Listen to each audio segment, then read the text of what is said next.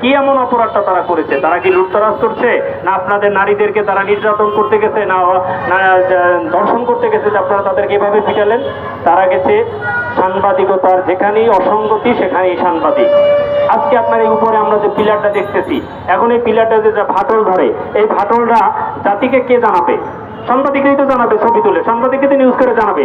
তা সেখানে যদি একজন সাংবাদিক ছবি তুলতে গিয়া আপনার ব্যবস্থাপনা কর্তৃপক্ষ জিজ্ঞাসা করে যে ভাই এটা ফাটল ধরলে আপনারা কি কাজ করছেন, আর কি সাংবাদিকের গায়ে হাত দিয়ে দেবে সে? তাহলে যেখানে অসঙ্গতি সেখানেই সাংবাদিক যাবে। কোথায় রাজুক, কোথায় আপনার গৃহায়ণ, কোথায় গণপূর্ত, যেখানেই যারা কর্তৃপক্ষ অসঙ্গতি করবে সেখানেই সাংবাদিকরা যাবে। সেই অসঙ্গতিটাকে দূর করার জন্য তারা পত্রিকা তাদের লেখনীর মাধ্যমে সেটা তারা চিহ্নিত করবে। কিন্তু সেখানে গেলেই কেন আমরা নির্যাতনের শিকার হব? বিভিন্ন সময় আমরা বিভিন্ন সাংবাদিকরা বিভিন্ন কাজে গিয়ে নির্যাতনের শিকার হচ্ছে। এখন এমন একটা অবস্থা হচ্ছে যে সাংবাদিকরা যাতে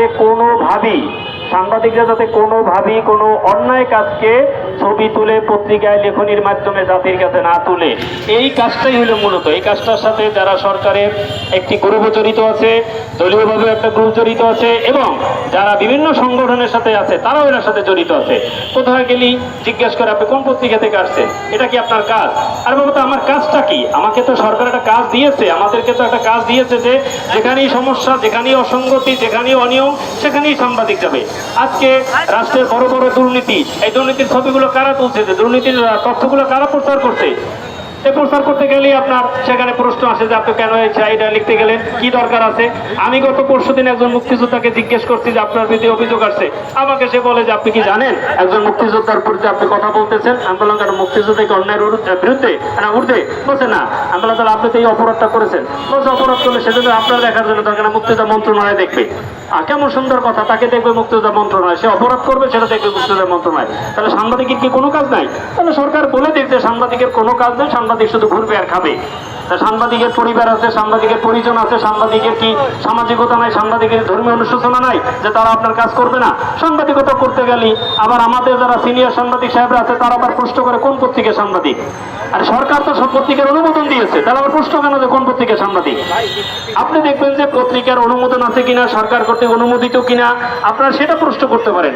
আমি কালকে এক সিনিয়র সাংবাদিককে ফোন করছি, যেটা মানববন্ধন আছে ক্লাবেটা, সে বলছে কোন পত্রিকার সাংবাদিক তারা।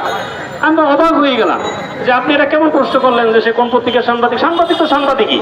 আপনি যদি তার ভিতরে কোনো ত্রুটি থাকে, তার ভিতরে যদি কোনো অপরাধ থাকে, আপনারাই বিচার করেন, আপনারাই তাদেরকে আপনার বিচার আওতায় নেন। কেন আপনারা এই প্রশ্ন করেন? আজকে যদি এখানে ঢাকা সাংবাদিক প্রেস ক্লাবের যদি 5 জন সাংবাদিক এখানে থাকতো, তাহলে আমাদের মানববন্ধন আরো ফলপ্রসূ হতো, মানববন্ধন আরো জোরালো হতো।